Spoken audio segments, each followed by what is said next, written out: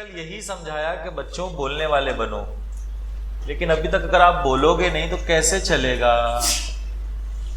जब तक बोलोगे नहीं तो मुझे कैसे समझेगा कि आपके जहन में क्या चल रहा है? डॉक्टर के पास गए, जाके बैठ गए, क्या हुआ? मैं बोलूंगा नहीं, तुम समझो क्या हुआ। डॉक्टर तुम के मैं, तो डॉक्टर ट्रीटमेंट कर पाएगा क्या?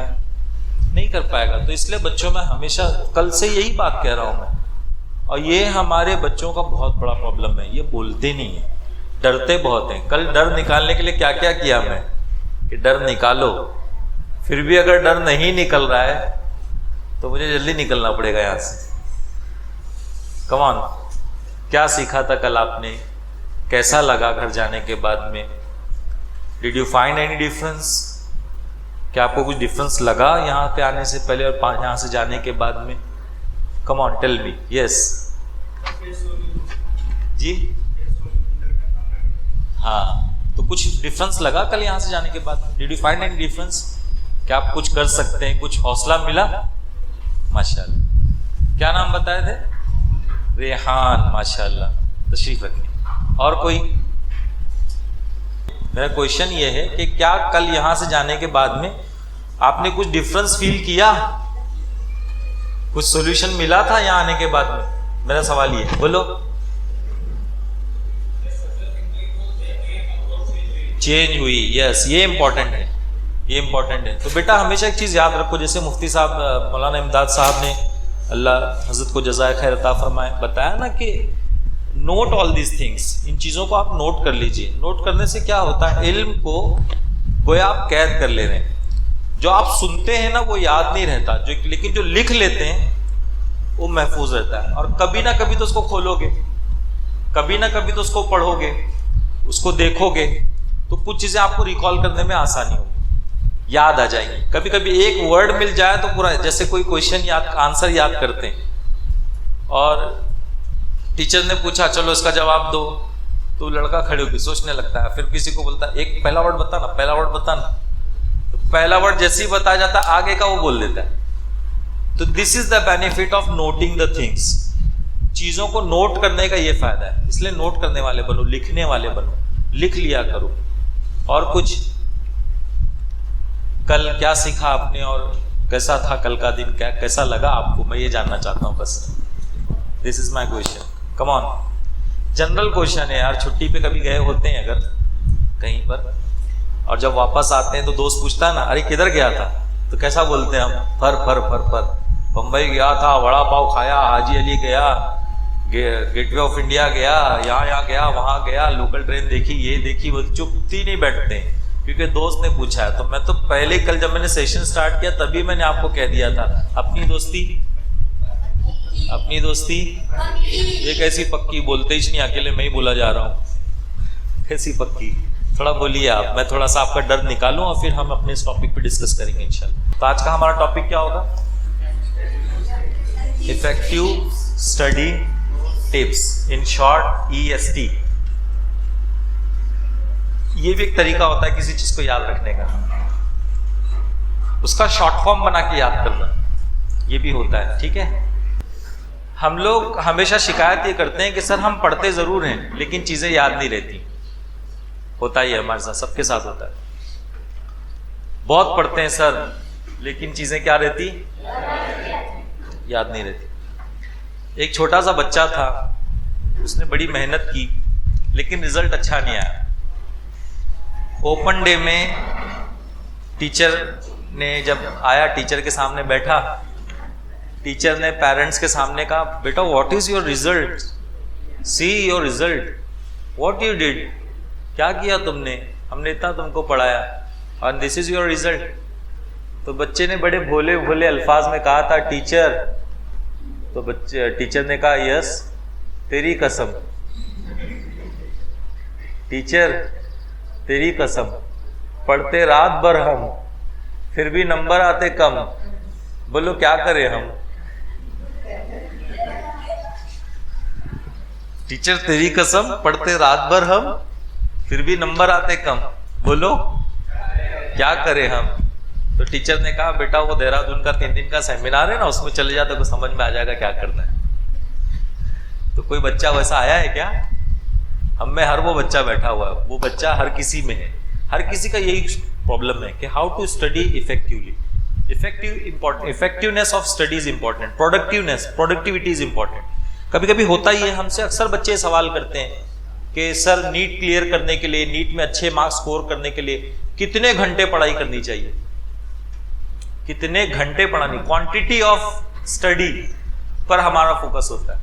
मैं कहता हूं कितने घंटे करनी चाहिए इस पर फोकस नहीं हो, बल्कि जितने भी घंटे आप पढ़ाई करो उस पर फोकस के साथ स्टडी हो, उस पर आपका तवज्जो उस पर होनी चाहिए। Quantity of time is not important, quality of time is important. आप 2 घंटा किताब खोल के बैठे हैं और आप यहां वहां सोच रहे हैं, डिस्ट्रैक्ट हो रहे हैं, there is no meaning of it. लेकिन हाफ एन आवर आप बैठे और पूरा फोकस आपका बुक पर रहा, तो वो 4 घंटा डिस्ट्रैक्शन के साथ पढ़ने वाले बच्चे से ज्यादा इफेक्टिव ये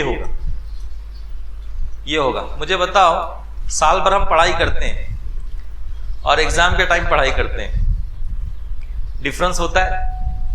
बहुत डिफरेंस होता है। एग्जाम से एक दिन पहले जो पढ़ाई होती है फोकस के साथ होती है, क्योंकि डर लगा रहता है। कल कई बच्चों का सवाल ये भी था कि सर किस तरह से हम फोकस बढ़ाएं, सर किस तरह से हम अपने आप को इम्प्रूव करें।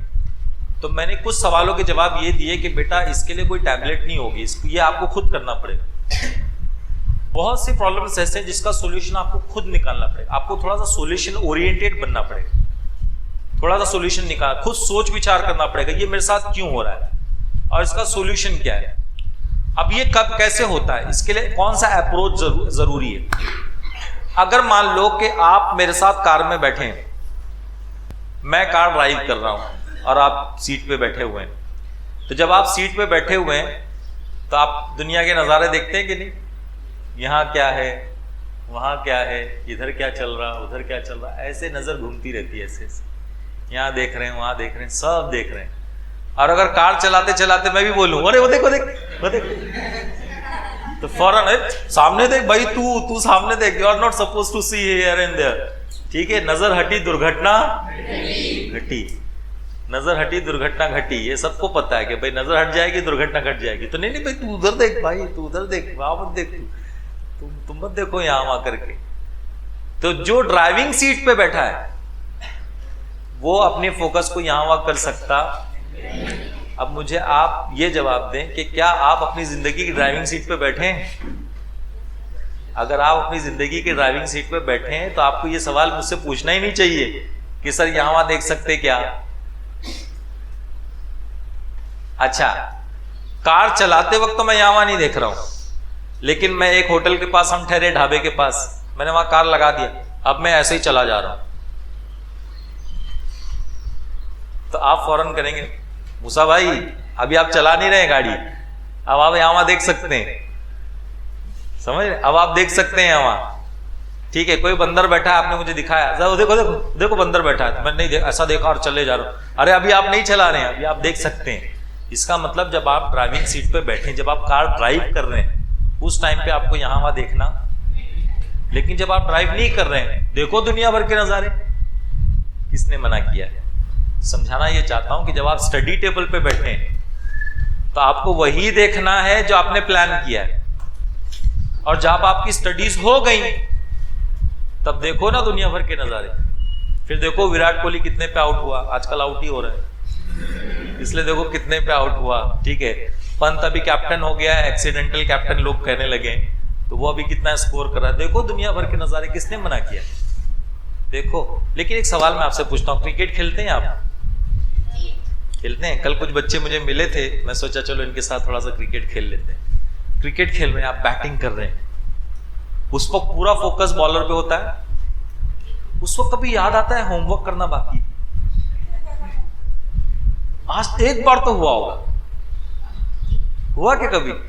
कभी नहीं होएगा, जिंदगी में नहीं होएगा, कभी नहीं होएगा, ये कभी नहीं होगा। उल्टा होता है, उस वक्त पूरा ध्यान बोर्ड पे होता है। ठीक है, हाँ अच्छा, पढ़ाई करते हुए क्रिकेट की याद आती है, अरे जल्दी कर क्रिकेट खेलना है, कहीं मेरे को टीम में लिए नहीं तो, मैं गया एक्स्ट्रा हो गया तो खाली बॉल ला उठा के लाके देना पड़ेगा। Are you getting my point? ऐसा क्यों होता है? इसका रीजन मैं आपको बताता हूं। जिस चीज को आप इंजॉय करते हो ना, उसमें आपका फोकस बढ़ जाता है, और जो चीज आप जबरदस्ती करते हो ना, जबरदस्ती, उस पर आपका फोकस नहीं होता। तो सबसे इंपॉर्टेंट चीज अपनी स्टडी को इफेक्टिव बनाने की है, इंजॉय योर स्टडीज। मैं यहाँ पे साइड में लिख रहा हूं, ये पॉइंट वापस आएगा। इंजॉय योर स्टडीज, इसको हम समझेंगे इंशाल्लाह। Now how to enjoy your studies. जैसे अभी हम लोग यहाँ काम कर रहे हैं ना, अभी ये वर्कशॉप हम कर रहे हैं, we are enjoying this workshop. हम इस वर्कशॉप को एंजॉय कर रहे हैं। मैं चाहूँ तो ऐसे ही बताता चला जाऊँ, प्लानिंग बहुत इंपॉर्टेंट है, प्लानिंग करने का, ऐसा प्लान करने का, ये करने का, वो करने का। आप भी ऐसा सुनते रहेंगे, ऐसा सुनते सुनते ऐसे ही चले जाएंगे। ये तो हम डरे हुए आए थे और डरा के भेज दिया। तो this is not the way to study something, है ना। कोई स्टडी करने का कोई तरीका नहीं होता है। आपको अपनी स्टडीज को एंजॉय करना है। कैसे करना है मैं आपको बताऊंगा इंशाल्लाह। How to enjoy your studies, कैसे करना है बताऊंगा। पहला टॉपिक मैं इस वक्त आपके सामने ले रहा हूं, स्टडी, इफेक्टिव स्टडी टिप्स में the most important thing is planning. Planning क्यों इंपॉर्टेंट है? मैंने आपसे सवाल किया कि एग्जाम के वक्त जब आप पढ़ाई करते हो, पढ़ाई अच्छी होती है कि नहीं होती है, लेकिन एक क्वेश्चन जहन में आ जाता है, काश के 2 दिन पहले और पढ़ा होता तो क्या होता। ये जो बचा है ना, ये भी कवर हो जाता था, लेकिन वो 2 दिन आता ही नहीं है। हर एग्जाम में यही ख्याल आता है, काश के 2 दिन पहले और पढ़ लिया होता। फिर एक ख्याल ये आता है कि यार एग्जाम से पहले पढ़ रहा हूं तो इतना अच्छा कर ले रहा हूं, अगर साल भर पढ़ा होता तो अच्छा होता। लेकिन साल भर पढ़ाई हम कर पाते हैं क्या? नहीं कर पाते। सही मानों में हम नहीं कर पाते हैं। बहुत से बच्चे ऐसे हैं जो प्लान करके करते हैं, माशाल्लाह। मैंने आपको, मैं बताऊं, अपनी तारीफ के लिए नहीं बता रहा, लेकिन I can just share this my experience with all of you कि जब मैं इंजीनियरिंग में था, आप मेरी बात का यकीन करोगे, मैंने एग्जाम के टाइम कभी रात में जागा ही नहीं। मैं 10 बजे सोता था, फजर में उठता था। क्यों पता है? क्योंकि मेरा यही शेड्यूल साल भर था। मेरा यही शेड्यूल साल भर था, इसलिए एग्जाम के टाइम मुझे जागने की जरूरत नहीं पड़ी, क्योंकि एग्जाम के time I was just doing my revision, और वो भी मेरा प्लान में था। पहले वो भी प्लान में था। इस तरह से सिस्टमैटिक वे में मेरी जब स्टडीज हुई थी इंजीनियरिंग के टाइम पर, वो स्टडीज आज भी स्टिल आई एम सर्चिंग कि यार आज भी वैसी स्टडीज होनी चाहिए, क्योंकि स्टिल आई एम स्टडिंग। अभी मैं पढ़ाई कर रहा हूँ, आलिम का कोर्स भी कर रहा हूँ, इंजीनियरिंग की भी कुछ आगे के एग्जाम्स में दे रहा हूँ, कुछ ना कुछ पढ़ता रहता हूँ, कोशिश करता रहता हूँ, क्योंकि लर्निंग है ना, लर्निंग इज इंपॉर्टेंट। लर्निंग रुकना नहीं चाहिए, लर्निंग रुकना नहीं चाहिए। देखो, एज अ मुस्लिम हमारी लर्निंग रुकनी नहीं चाहिए। हाँ, दुनियादार की हैसियत से आपका कोर्स कंप्लीट हो सकता है, एकेडमिक कोर्स कंप्लीट हो सकता है, असरी तालीम का कोर्स कंप्लीट हो सकता है, मॉडर्न एजुकेशन का कोर्स कंप्लीट हो सकता है, लेकिन एज अ मुस्लिम हमारा कोर्स कंप्लीट नहीं होता, क्योंकि हमारे आका ने यह फरमाया है, मां की गोद से कब्र की गोद तक इल्म हासिल करते रहो, लगे रहो। ये हमारा एजुकेशन का कॉन्सेप्ट है। This is an Islamic concept, this is an Islamic concept. और बाकी ये जो कॉन्सेप्ट है, ये जो 4 साल का कोर्स, 5 साल का कोर्स, 6 साल का कोर्स, ये दुनिया वालों का कॉन्सेप्ट है। लेकिन हमको क्या कॉन्सेप्ट दिया गया है? मां की गोद से कब्र की गोद। सीखते रहना है, अपने आप को अपडेट करते रहना है। और कॉरपोरेट में अगर आपको सर्वाइवल चाहिए, यानी एजुकेशन होने के बाद कॉरपोरेट में जब आप काम करने जाओगे, सर्वाइवल उसी का है जो अपने आप को अपडेट करता रहता है, जो अपने आप को क्या करता रहता है? नए नए चैलेंजेस आ रहे हैं, नई नई टेक्नोलॉजीज आ रही हैं। जो अपने आप को अपडेट करता रहेगा वो सर्वाइव होगा, और जो अपने आप को अपडेट नहीं करेगा वो कहाँ जाएगा पता भी नहीं चलेगा। जैसे एक एग्जांपल मैं आपको देता हूँ। मैं जब 11th स्टैंडर्ड में था, बैंड्रा मेरा कॉलेज था, Bandra to Ghatkopar I used to travel Mumbai में। तो मैं ट्रेन में, लोकल ट्रेन में चढ़ा। आप कॉलेज के बच्चे कैसे होते हैं? मैं तो आज भी कॉलेज का बच्चा हूँ, आज भी मस्ती करते हैं हम, जब दोस्त मिलते हैं एक साथ में तो शरारत करते हैं, मस्ती करते हैं, हंसी मजाक करते हैं। तो ट्रेन में चढ़ते वक्त जब साथ में दोस्त लोग थे, तो एक पापा जी पंजाबी साहब वो खड़े थे, और उनके हाथ में काला सा फोन था। उस वक्त मोटोरोला का फोन चलता था, नया नया फोन था। एक कॉल का 18 रुपये जाता था। लोग कॉल नहीं करते थे, फोन किसी का आता था कट करते थे और लैंडलाइन से कॉल करते थे। लेकिन उस वक्त बहुत कम लोगों के पास मोबाइल फोन था, सोशल मीडिया का दौर तो था ही नहीं, तो उसके हाथ में था मोबाइल फोन और हम उसको देख के पेट पकड़ पकड़ के हंस रहे थे। हम दोस्त लोग पेट पकड़ पकड़ के हम लोग क्यों हंस रहे थे मालूम है?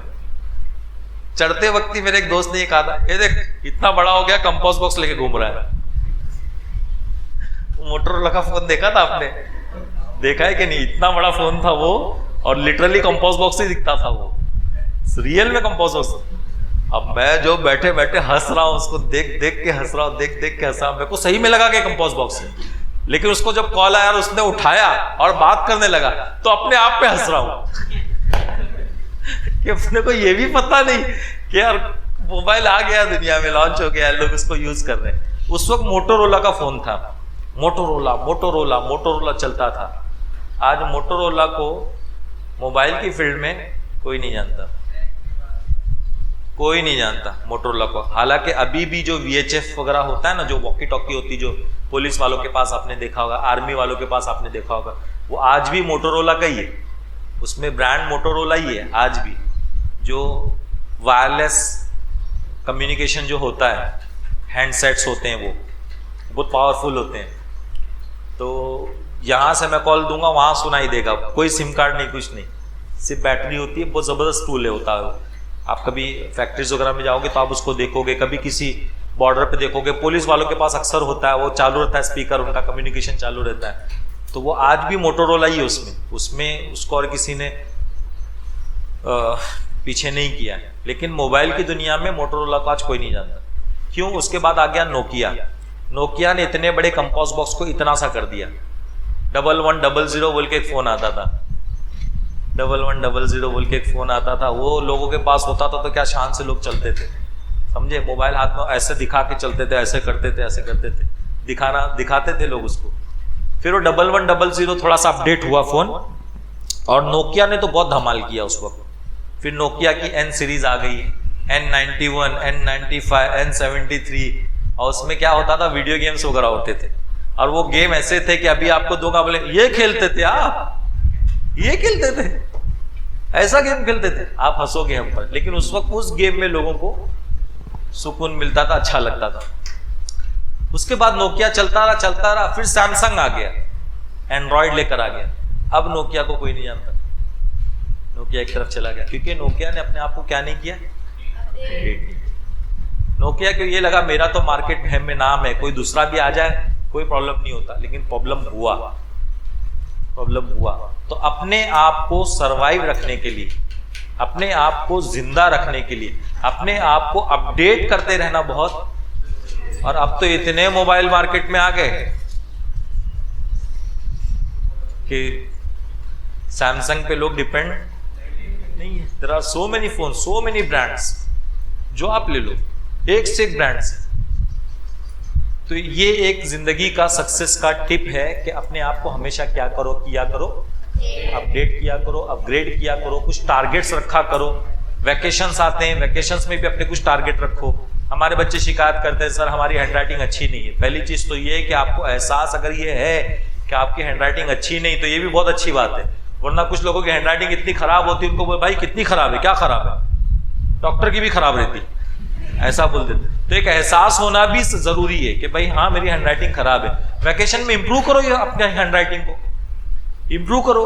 इस तरह से अपने टारगेट्स भी तो कुछ रखो कि सिर्फ डिग्री ना इंपॉर्टेंट नहीं है, बल्कि कहीं ना कहीं आपको, अच्छा पहले ऐसा होता था ना कि हम लोग एप्लीकेशंस लिखते थे, एक एप्लीकेशन लिखने का मेथड होता था, उसके हिसाब से लिखा जाता था। आज वो चीजें है ही नहीं, क्योंकि सब कुछ मोबाइल पे हो रहा है, ईमेल से हो रहा है, सब कुछ हो रहा है। लेकिन वो एक स्किल हुआ करती थी, एक एप्लीकेशन लिखना, एक लेटर लिखना, गवर्नमेंट की ऑफिस में एक लेटर लिखना, उसमें जिसकी हैंडराइटिंग अच्छी होती थी उसको डिमांड होती थी। आज भी उसकी इंपॉर्टेंस है, आज भी उसकी इंपॉर्टेंस है। हाँ उतनी ज्यादा नहीं है, लेकिन है। कभी कल आप लेक्चरर बन जाते हो, प्रोफेसर बन जाते हो, टीचर बन जाते हो, बोर्ड पे क्या लिख रहे हो वो तो बच्चों को समझना चाहिए। अच्छी हैंडराइटिंग होगी, बच्चे आपको कॉपी करेंगे, आपकी नकल करेंगे, उनकी भी हैंडराइटिंग अच्छी होगी। तो ये सब स्किल्स में अपने आप को अपडेट करना बहुत जरूरी होता है। बात ये चल रही थी कि एग्जाम के टाइम जब भी हम पढ़ाई करते हैं तो जहन में क्या ख्याल आता है, 2 दिन पहले पढ़ लिया होता तो बोर्ड को फाड़ डालता है ना, आग लगा देता बोर्ड में, मतलब और अच्छे मार्क्स स्कोर करता। अभी सबके अपने अपने जुमले, और अच्छे मार्क्स स्कोर करता, लेकिन ऐसा होता नहीं है और ऐसा होगा भी नहीं, ऐसा होगा भी नहीं, ये नहीं होगा, क्योंकि आपको आदत पड़ गई है एंड टाइम पे पढ़ने की। आप उसका नुकसान जान रहे हो, आप उसका नुकसान जान रहे हो, आपको उस वक्त समझ में आ रहा है कि यार मैं कर सकता हूं, लेकिन आदत क्या हो गई है एग्जाम के टाइम पे ही पढ़ने की। इस आदत को सुधारना पड़ेगा। उसके लिए मैं एक एग्जांपल आपको देता हूं। अगर मैं सुबह का नाश्ता नहीं करूं, दोपहर का खाना नहीं खाऊं, रात का खाना नहीं खाया, एक दिन पूरा मैं कुछ नहीं खाया, और दूसरे दिन सुबह मैं मौलाना मुस्तफी साहब के घर पे पहुंचा, हजरत ने खिदमत की, हजरत ने कहा बैठिए नाश्ता पेश करता हूं, मैं कहूंगा नहीं नहीं नहीं, नाश्ता नहीं, कल का नाश्ता भी, दोपहर का खाना भी, रात का खाना भी, सब पेश किया जाए, क्योंकि कल मैंने कुछ भी खाया नहीं है। मैं उतना सब कुछ खा पाऊंगा क्या? जवाब दीजिए। अगरचे बहुत भूखा हूं मैं, लेकिन नाश्ते के 2 अंडे, ठीक है, 1 चाय, खाना खाते वक्त इतना राइस, 2 रोटी, भाजी ला के रख दिया उन्होंने हिसाब से, खा पाऊंगा क्या? यही प्रॉब्लम हमारे साथ, यही प्रॉब्लम है। साल भर जो आप करोगे ना, वो एग्जाम के टाइम जो आप कर रहे हो ना, उससे बहुत ज्यादा है। अगर साल भर आप करोगे तो आपको रियलाइज होगा कि यार एग्जाम के टाइम पे जो मैं एंड टाइम पे पढ़ता था, उससे बेहतर यही है, उससे बेहतर यही है। इसलिए प्लान पूरे साल का करना होता है। प्लान किसका करना होता है? साल का। हम एग्जाम के टाइम प्लान करते हैं, हमको ये तो पता होता है ना एग्जाम कब होने वाला है, ये तो पता होता है। भाई इंजीनियरिंग की स्टडीज कर रहे हैं तो ये तो पता है नेक्स्ट सेम कब है, प्रोजेक्ट सबमिशन कब है, वाइवा कब है, ये तो पता होता है। तो why should not be plan? Planning बहुत इंपॉर्टेंट है। अपनी स्टडी को इफेक्टिव करने के लिए सबसे इंपॉर्टेंट क्या है? प्लानिंग। अब ये प्लानिंग की 3 टाइप है। एक है ईयरली प्लान, एक क्या है, दूसरा है मंथली, और तीसरा है डेली। दूसरा क्या है? अब ईयरली प्लान का मतलब क्या है? मैं बच्चों की लेवल पे भी आके बात करूं, क्योंकि ये बच्चे बेचारे ऐसे पढ़े हुए, यहां से बड़ों की बात हो रही है, हमारी बात नहीं हो रही। तुम कौन सी क्लास में हो अमन? 6th स्टैंडर्ड में। तो अमन का ईयरली प्लान क्या होगा? एग्जाम कब होंगे फाइनल 6th क्लास के? जुलाई में, जुलाई 23।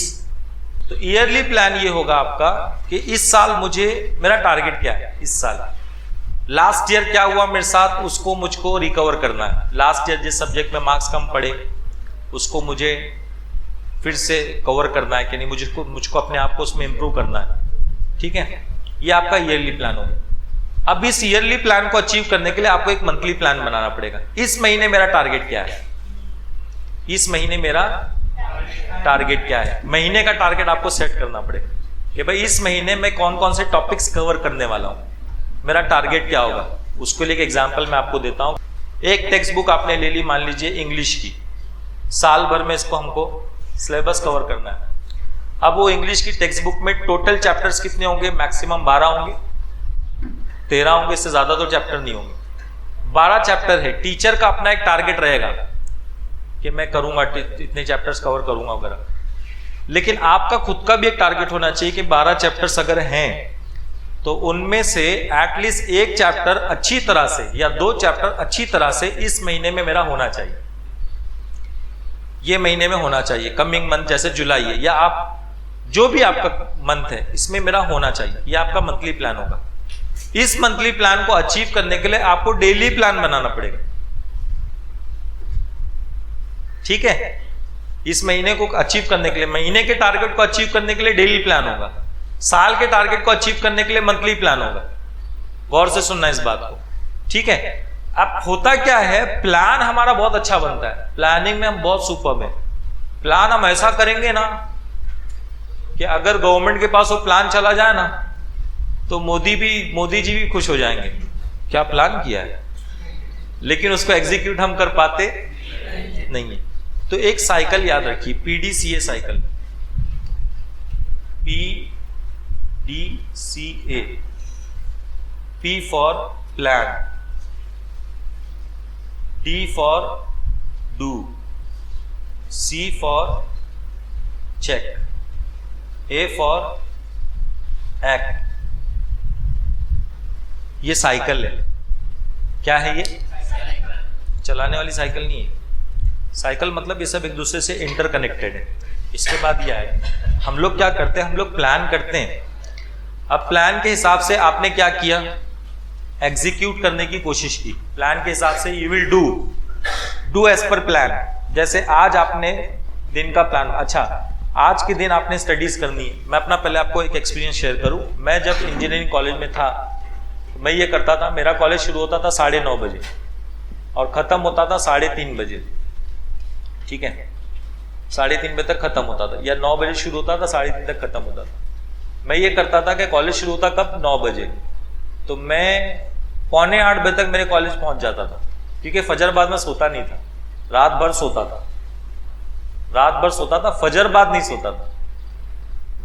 फजर बाद नाश्ता वगैरह करके अच्छे से तैयार होके बैग वगैरह अच्छी तरह से पैक वैक करके जो सामान लेना है लेकर इत्मीनान से मैं निकल जाता था। 7:45-8 बजे तक I use to reach my college.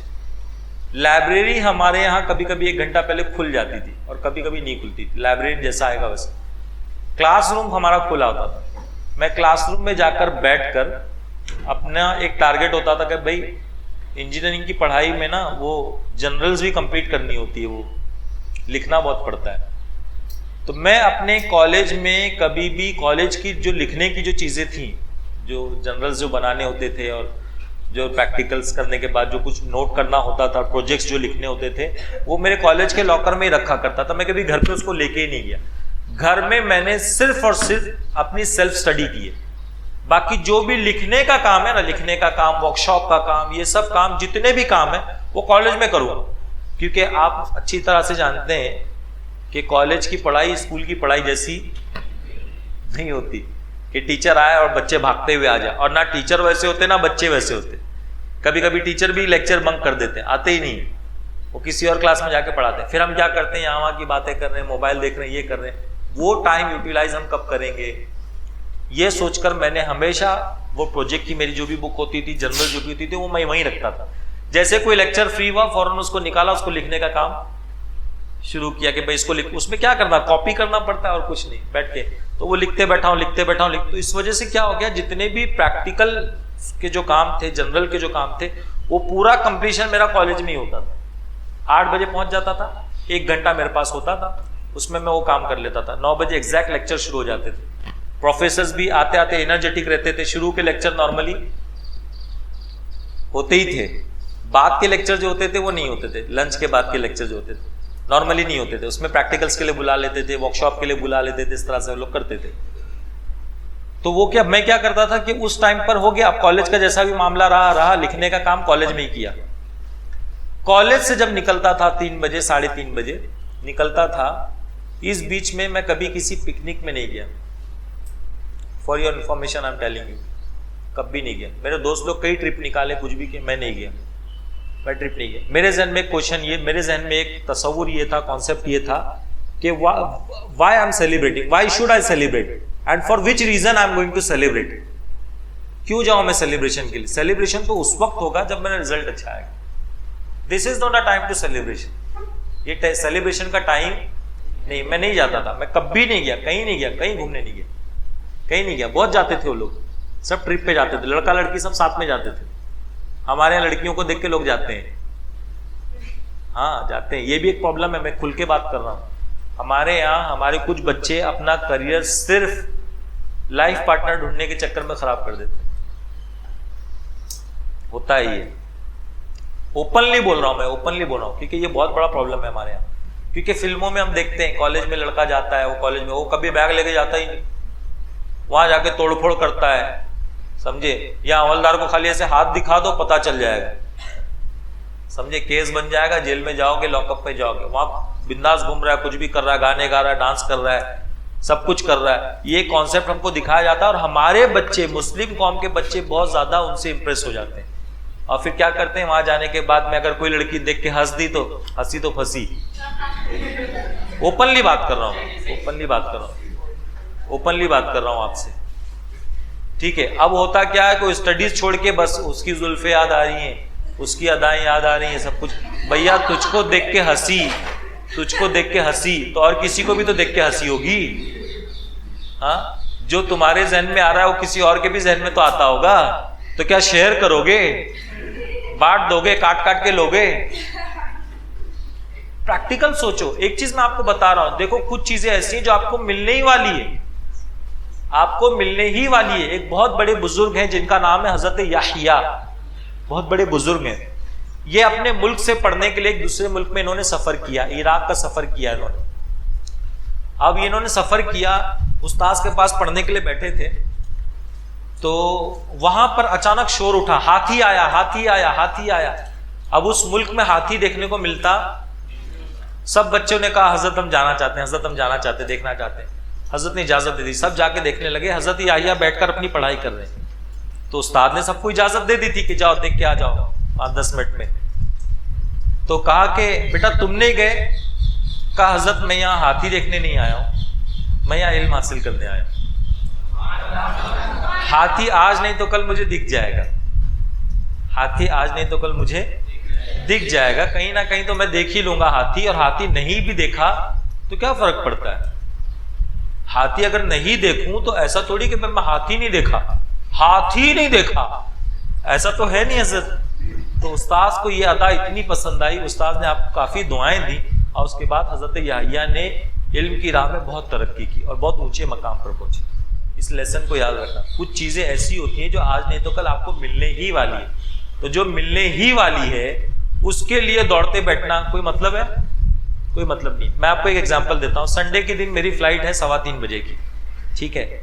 मैं आपके सामने करियर गाइडेंस प्रोग्राम कर रहा हूं। 11 बजे मैंने ये मौलाना साहब से कहा, मोहम्मद मुस्तफी साहब से, मौलाना साहब मुझे फ्लाइट पकड़नी, मैं निकलता हूँ। मौलाना कहेंगे हजरत फ्लाइट 3:15 की है। नहीं, कोई बात नहीं, मैं अभी से जाके बैठूंगा, अभी से जाके देखूंगा। तो आप मुझे अक्लमंद समझोगे कि बेवकूफ समझोगे? जवाब दीजिए, बेवकूफ समझोगे ना? मैं हूं क्या बेवकूफ? नहीं, लेकिन आप समझोगे क्या बेवकूफ? आप कहोगे हजरत 3:15 को मिलने ही वाली है, तो 11 बजे से एयरपोर्ट पे बैठ के क्या मतलब है? क्या करोगे? दो लोगों के थोबड़े देखोगे? क्या देखोगे? क्या फायदा है सब करके? कोई फायदा नहीं है।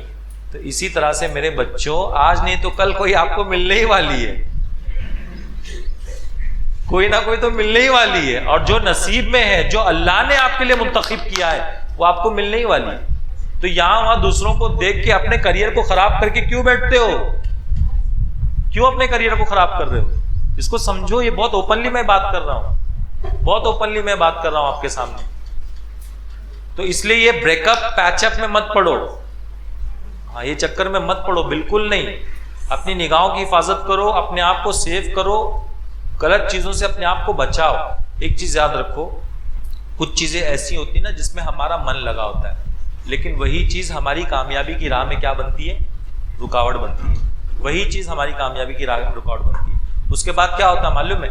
मान लो कि वो उसका निकाह कहीं और हो गया, वो कहीं और चली गई, आपके करियर के तो वांदे हो गए ना।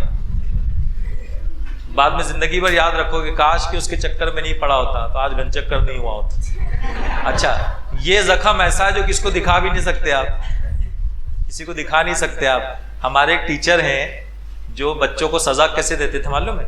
ऐसे पकड़ के खड़े करते थे और इधर मारते थे, इधर जोर से मारते थे, और फिर बोलते थे इधर इसलिए मारता हूं ना ताकि घर पे जाके बता नहीं सके इधर मारा। इधर मारे हो, इधर मारूंगा तो बताएगा देखो ऐसे मारे करके, इधर किसको दिखाएगा?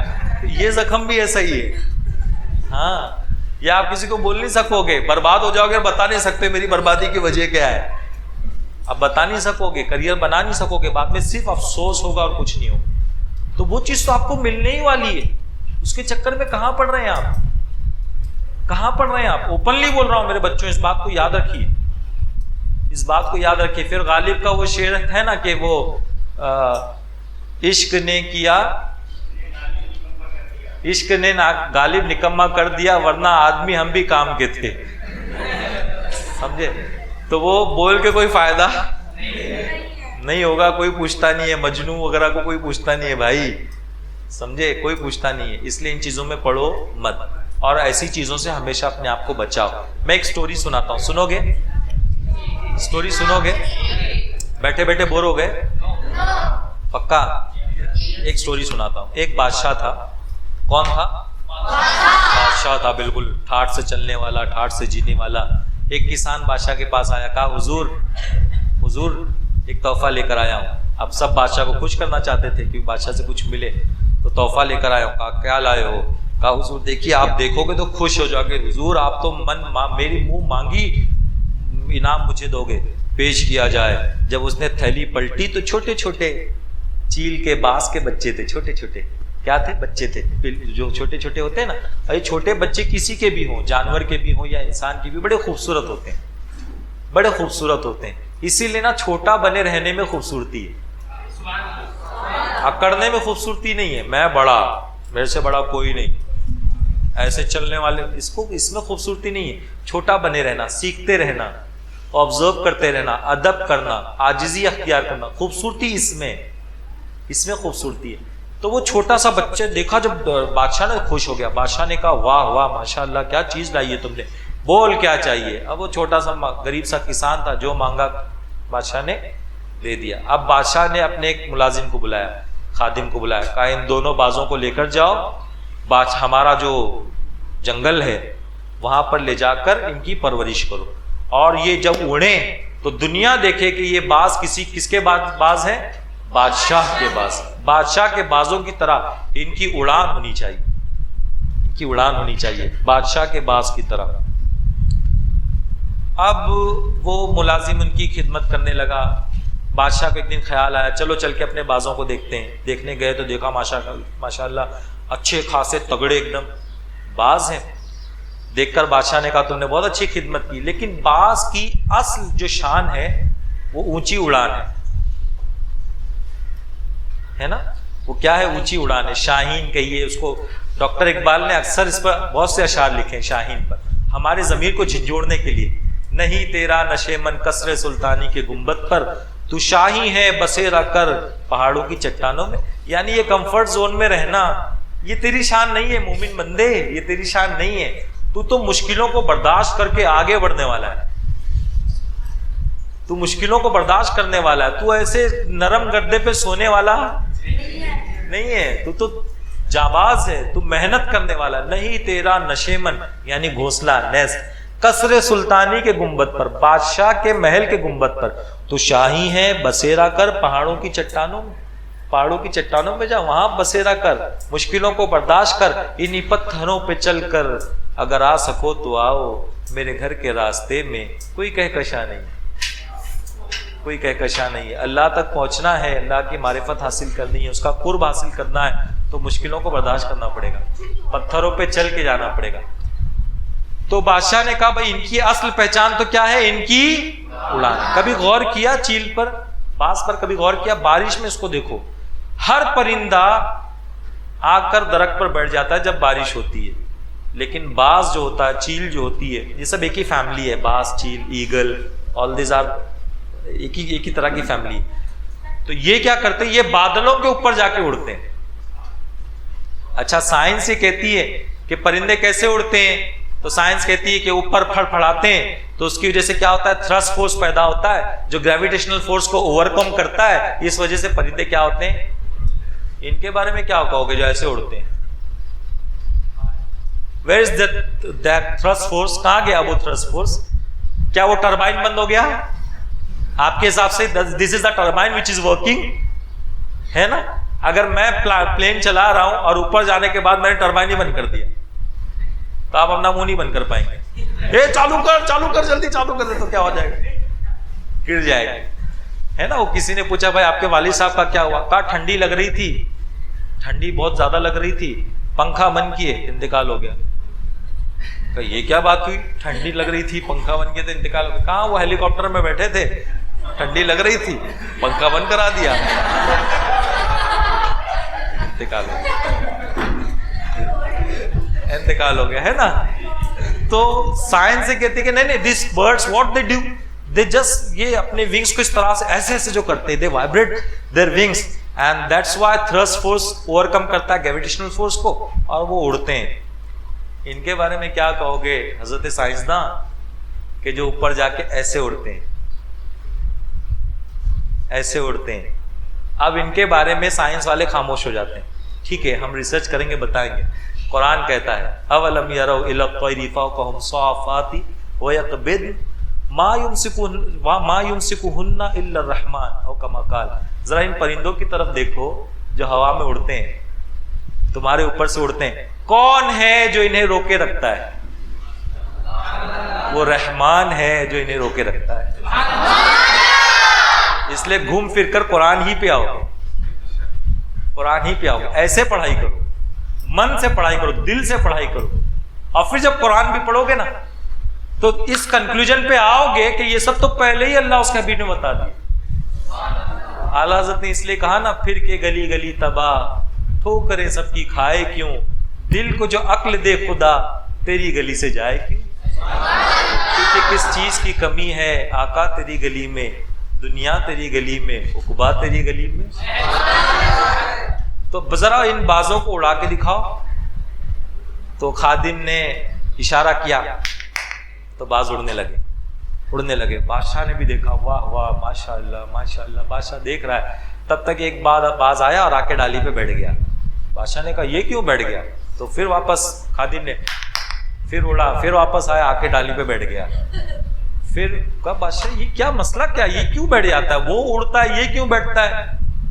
तो खादिम बादशाह के पास आया, कहा हुजूर अगर जान की अमान पाऊं तो एक बात अर्ज करूं। कहा बोलिए। कहा हुजूर ये बड़ा निकम्मा है, इसको मैं पहले से देख रहा हूं, बहुत निकम्मा है। ये थोड़ा उड़ेगा आके डाली पे बैठेगा, थोड़ा उड़ेगा आके डाली पे बैठेगा। हुजूर इसके लिए मैं माजरत चाहूंगा, मैं इसका कुछ नहीं कर सकता, मैं माजरत चाहूंगा। बादशाह ने कहा ठीक है। बादशाह ने ऐलान कर दिया कौन है जो हमारे दूसरे बाज को उड़ा के दिखाएगा।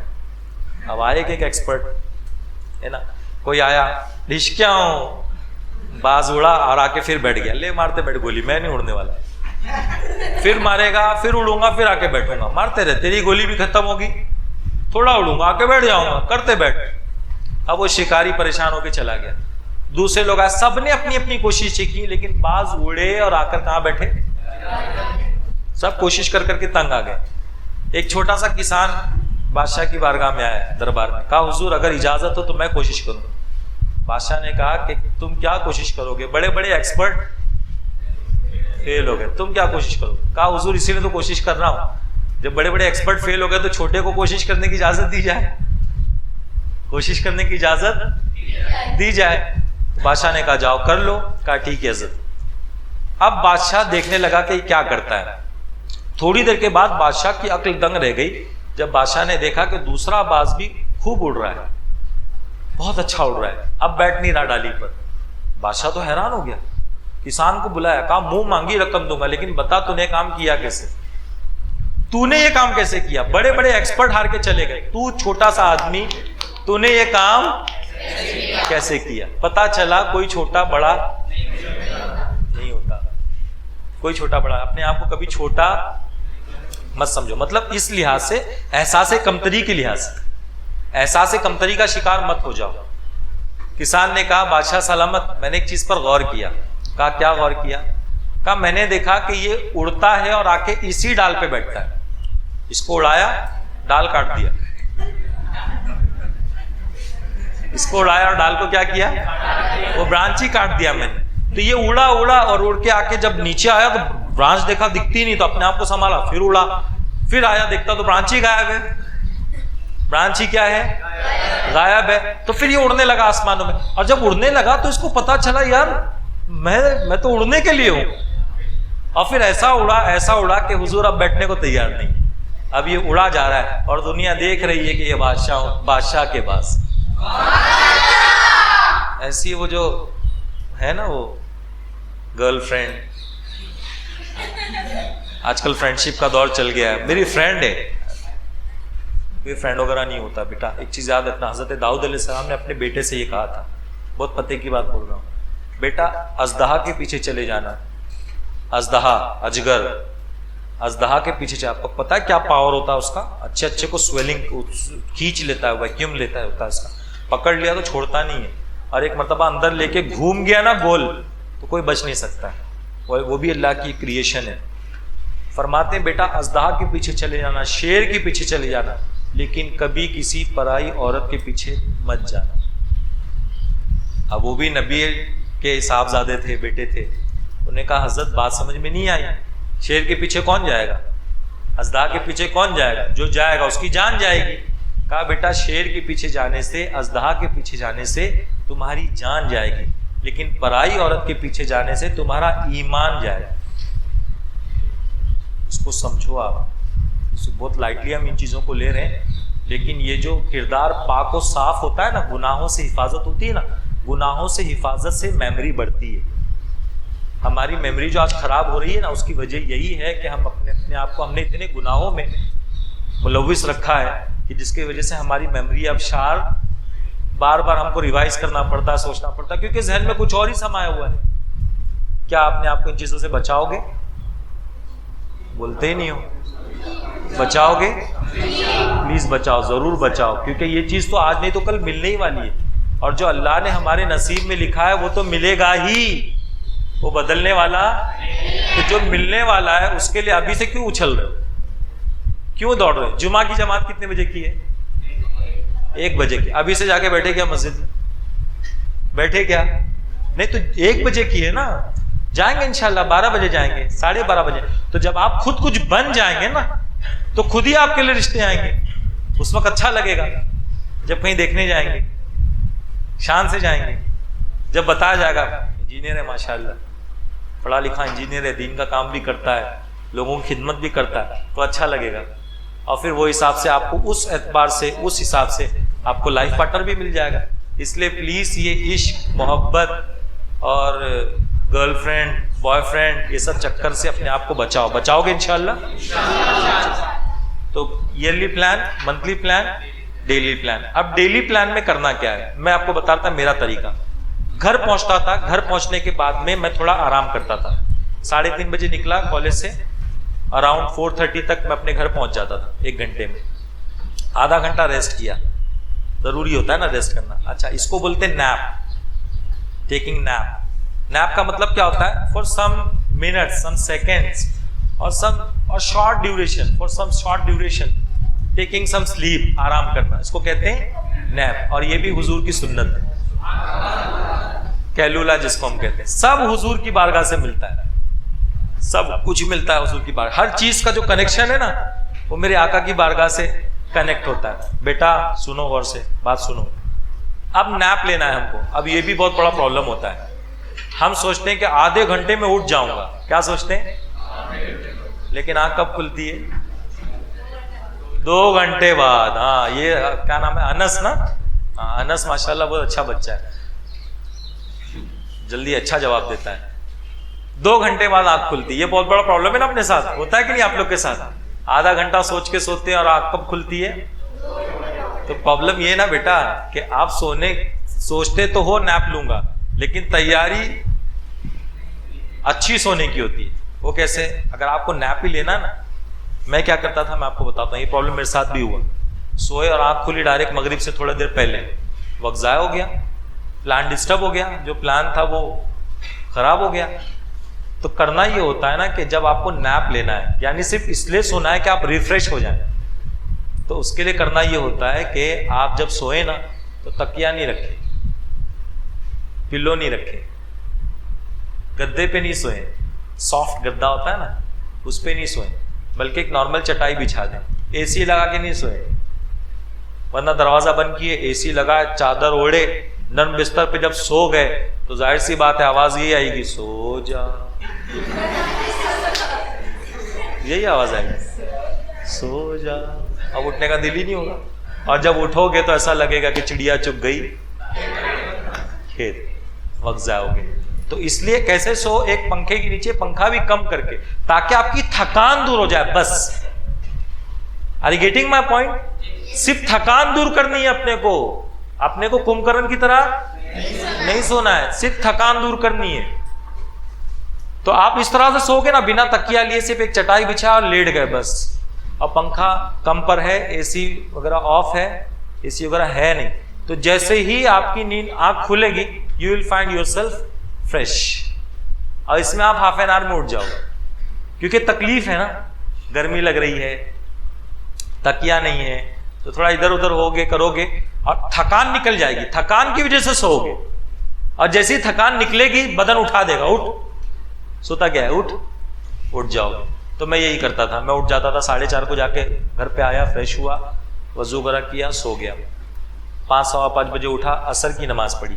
असर की नमाज पढ़ के आने के बाद में मेरा स्टडी टेबल लगाया, फोल्डेबल टेबल था, उसको लगाया, और मेरा जो शेड्यूल था, मेरा शेड्यूल कैसा था, मेरा शेड्यूल ये था कि आज मैंने ये, बच्चों याद रखो, आप सब याद रखो, मैं इस पर अपने बच्चों को भी अमल कराता हूँ, आज स्कूल में मैंने क्या पढ़ा है, आज मैंने क्या पढ़ा है, आज मैं क्या पढ़ के आया हूँ कॉलेज से या स्कूल से, मैं क्या पढ़ के आया हूँ, उसको सिर्फ रिवाइज करना है।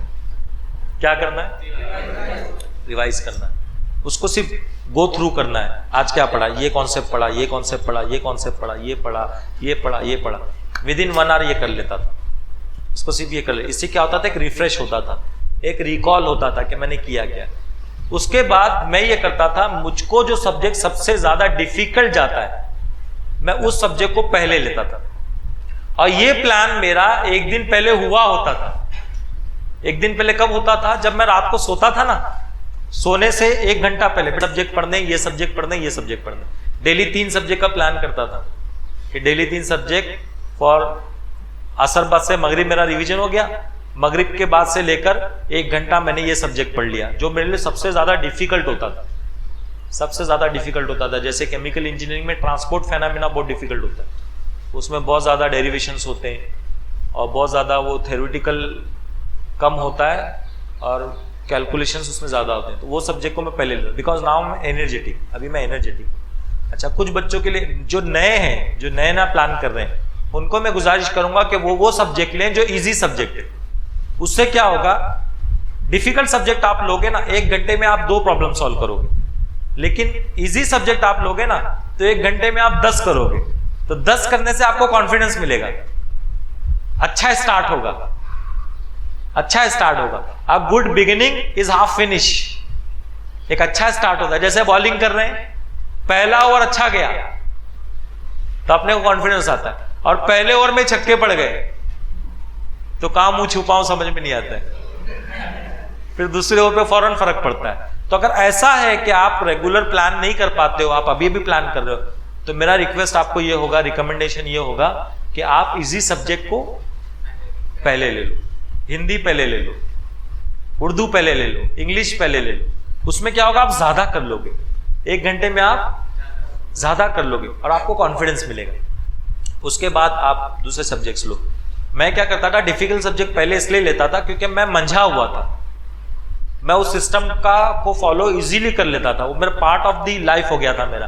तो डिफिकल्ट सब्जेक्ट को पहले लेता था, मगरिब की नमाज पढ़ लिया, बैठ गया, ऐशा की नमाज के लिए उठा, ऐशा पढ़ के आया, दूसरा सब्जेक्ट लिया, उसके बाद में फिर 1 घंटे के बाद तीसरा सब्जेक्ट लिया, 10:30 11 बजे तक पढ़ाई किया, किताब बंद किया, खाना खाया, सो गया, सुबह फजर में उठा, फिर वही रूटीन। ये मेरा डेली का रूटीन था। संडे पूरा दिन रिवीजन का होता था क्योंकि संडे कॉलेज बंद है, पूरा दिन रिवीजन का होता था। अब संडे को फजर बाद जैसे ही मैं उठा, तो संडे चूंकि मेरे को कॉलेज जाना नहीं है, नाश्ता वगैरह किया, 7 बजे 7:30 बजे मैंने अपनी स्टडी स्टार्ट कर दी। 7:30 से 8:30 इसका रिवीजन, 8:30 से थोड़ा 15 मिनट्स का गैप वगैरह लेके फिर 9:45 से 9:45, इस तरह से पूरा प्लान करके संडे सिर्फ रिवीजन, और जोहर के बाद में थोड़ा आराम करने का, सो जाने का फील आना चाहिए ना, संडे का फील आना चाहिए बोल के थोड़ा सो जाता था। इस तरह से मैं प्लान करता था, ये मेरा प्लान का पार्ट होता था। लेकिन जब आप कोई चीज का प्लान करते हो ना, 100% वैसे के वैसा नहीं होता है, इसलिए उसमें अपसेट नहीं होना चाहिए। आपने आज का प्लान किया कि आज मेरा ये टारगेट है, ये टारगेट्स हैं, plan should be on paper, और प्लान के बाद में एक्चुअल क्या था, एक्चुअली क्या हुआ। आपने प्लान बनाया कि मैं एक डेमो आपके सामने रखता हूं, ये जैसे ये शेड्यूल आपने बनाया, यहाँ आपने लिखा मैथ्स, यहाँ आपने लिखा इंग्लिश, यहाँ आपने लिखा ज्योग्राफी। इस तरह से 3 सब्जेक्ट ही आपने लिए। टारगेट क्या है? 3 चैप्टर से लेके 5 चैप्टर का ये टारगेट है। 2 चैप्टर करना है, दिस इज योर टारगेट। अब यहाँ एक्चुअल अचीव्ड ये भी लिखना चाहिए। हम लोग सिर्फ टारगेट लिखते हैं, एक्चुअली कितना क्यों नहीं लिखते? 3 ही हुआ, 3rd फिनिश, कोई बात नहीं, 3 तो हुआ ना, 3 तो हुआ ना। तो इंस्टेड ऑफ चौथा पांचवा नहीं हुआ, इसका मातम करने से अच्छा है 3 हुआ, इसकी खुशी मनाओ कि भाई 3 तो हुआ ना, 3 हो गया। अब ये जो चौथा और पांचवा जो बचा ये कब होगा? ये कल होगा। इसका एनालिसिस आपको आज रात में सोने से पहले कर लेना है। स्टडी टेबल से उठते वक्त आपको इसका एनालिसिस कर लेना है कि मेरा टारगेट क्या था, मैंने अचीव क्या किया, और जो बैकलॉग रह गया है इसको मैं कल करूंगा। यही इस साइकिल में होता है, प्लान, डू, चेक। रात को सोने से पहले आप चेक कर रहे हो, क्या कर रहे हो? चेक कर रहे हो, और फिर उसको आप कल के शेड्यूल में इंक्लूड कर रहे हो, दिस इज योर एक्ट। और फिर एक्ट करने के बाद प्लान बना रहे हो, प्लान में आपने इंक्लूड किया, दिस इज प्लान। फिर उसको आप डू करोगे, फिर चेक करोगे, फिर एक्ट करोगे। इस तरह से ये पूरा साल साइकिल चलता। एमबीए की स्टडीज में ये साइकिल सिखाया जाता है, पीडीसीए साइकिल। कॉर्पोरेट में साइकिल सिखाया जाता है, पीडीसीए साइकिल। ये बहुत इंपॉर्टेंट होता है, हर जगह इंपॉर्टेंट है ये। यहां तक समझ में आ गया? क्लियर है? प्लानिंग समझ में आ गया? कुछ तो बोलो ना यार, जोर से बोलो। अब होता क्या मालूम है, पढ़ते पढ़ते ऐसे ही हम बोर हो जाते हैं, तो थोड़ा सा अपने आप को खड़े करना। खड़े हो जाओ। मैं बोलूंगा बनाना तो खड़े होना, मैं बोलूंगा एप्पल तो बैठ जाना। हाँ, एप्पल, बनाना, बनाना, एप्पल, बनाना, बहाना, एप्पल, बनाना। अब मैं बोलूंगा पाइनएप्पल तो राइट में घूम जाना, ठीक है, राइट साइड में। अगर बोलूंगा क्या पाइनएप्पल तो कहाँ घूमोगे? और मैंगो बोलूंगा तो लेफ्ट साइड में, ठीक है। मैंगो,